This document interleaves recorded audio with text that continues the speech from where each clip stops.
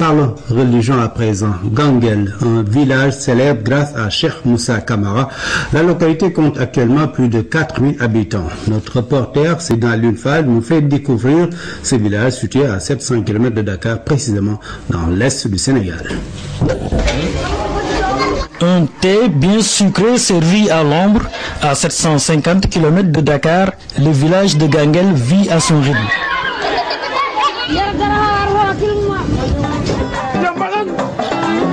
De l'autre côté du fleuve, la Mauritanie, à Ganguel, c'est surtout l'agriculture qui occupe l'essentiel des 4000 habitants de la localité. À Ganguel, nous faisons le riz, nous faisons du maïs, nous faisons en même temps aussi de l'oignon. Les principaux problèmes que nous rencontrons au niveau de l'agriculture, c'est la première des choses, ce sont les machineries, parce que nous avons des GMP qui sont vieux. La deuxième chose, c'est la canalisation. Nous avons une très mauvaise canalisation. À côté du marché, la place publique de Ganguel, ici, la plupart des infrastructures ont été construites grâce à l'appui des ressortissants de la localité. Une école élémentaire, 2 collèges, un centre de santé, 4 mosquées. Ganguel connaît des problèmes d'accès à l'eau potable, mais l'urgence reste le désenclavement et l'électrification. Pour joindre la route nationale, il y a 7 km. Pendant l'hivernage, c'est coupé. Concernant l'électricité, jusqu'à présent, nous ne possédons pas l'électricité. Ganguel s'apprête à vivre l'édition 2013 de la ziara annuelle de Cheikh Moussa Camara. Ganguel, un village qui se trouve à 750 km de Dakar, c'est le village de Cheikh Moussa Camara, un homme aux multiples facettes, guide religieux, savant. Le Cheikh a produit beaucoup de documents scientifiques, même s'il reste encore peu connu. La plupart de ses œuvres se trouvent à l'IFAN, mais bon nombre de ses écrits souffrent de manque de conservation à Ganguel. Nous retrouvons Sédna Lunfal. Cheikh Moussa Camara vient en 3e position en tant qu'Africain ayant écrit l'histoire de l'Afrique et du Fouta en langue arabe claire. À 20 ans déjà, Cheikh Moussa Camara avait fini d'impressionner ses contemporains. Il est né à Gouriki Sambadjom dans le sud-est de Matam, dans un contexte particulier. La Jomar a disparu en 1864 et exactement Cheikh Moussa Camara est né en 1864. Donc c'était une période de trouble, colonisation conjuguée aux guerres saintes, et Cheikh Moussa Camara, disons, est né dans ce contexte où, au Fouta, il n'y avait de valeur que les intellectuels arabo-islamiques. La production intellectuelle du Cheikh a très tôt attiré l'attention du monde scientifique. L'ISESCO et d'autres institutions de recherche comme l'IFAN ou le CNRS en France s'intéressent à Cheikh Moussa Camara parce qu'il était un érudit, un grand historien. La science conventionnelle actuellement, la recherche conventionnelle se fait en français et il y a très peu d'érudits qui ont été traduits. Et malheureusement, il n'est pas très connu au Sénégal, mais c'est quelqu'un qui est très connu dans le milieu de la recherche. Le volume et le caractère érudit de son œuvre est impressionnant. Documents religieux et mystiques, documents scientifiques, documents historiques, anthropologie, sociologie, mais Zuhur al-Bassatin est le plus célèbre de ses ouvrages.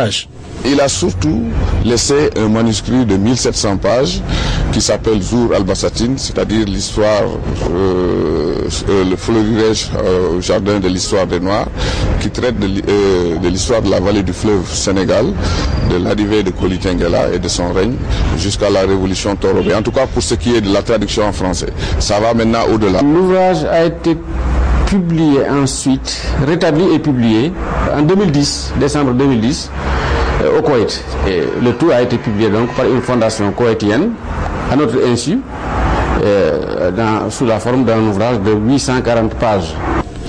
Les manuscrits de Cheikh Moussa Camara sont cités parmi les trésors de l'IFAN.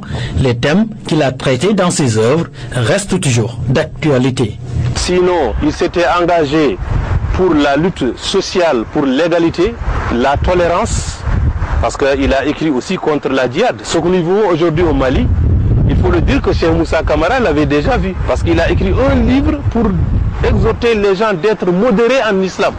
C'est comme ça qu'il a développé les concepts de confrérie pour dire que tous les musulmans sont des frères à travers son livre qui s'appelle Al-Haqul Mubin. Mais qu'en est-il de la sauvegarde de ce patrimoine? Il y a eu d'abord un premier travail. Et ce travail a été d'abord, avec ça, une grande diplomatie d'ailleurs, de récupérer tous les manuscrits qui étaient d'abord dispersés à travers la grande famille. Aujourd'hui, vous ouvrez l'IFAN ici, vous montez, vous avez le fond Cheikh Moussa Camara, donc c'est depuis qu'il a offert ses ouvrages qu'on les a classifiés par Théodore Monod et on peut les trouver aujourd'hui à l'IFAN Cheikh Anta Diop. Cheikh Moussa Camara, un capital intellectuel immense. La valorisation de ce patrimoine interpelle en premier chef l'État du Sénégal. L'école coranique de Ganguel totalise un siècle d'histoire et la flamme du savoir continue encore d'illuminer le terroir. Plus de détails avec Mamadou Sambambo au foyer ardent de l'école de Ganguel. Le foyer de Ganguel. Des apprenants qui s'arc-boutent sur leur tablette de bois. Elle sert de support pour la mémorisation du Coran et de bouclier contre les étincelles et la chaleur qui se dégage du brasier. Voilà 120 ans que les arrière-grands-parents de ces potaches débutaient ici et pour la première fois les versets sublimes du livre.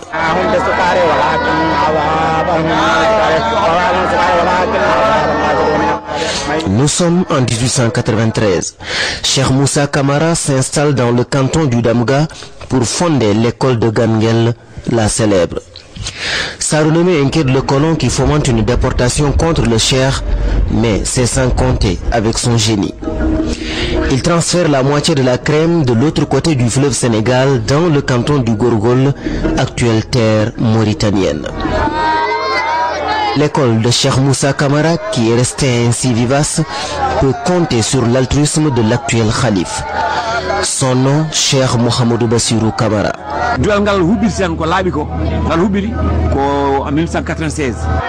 Depuis 1996, il ravive avec énergie la flamme du savoir.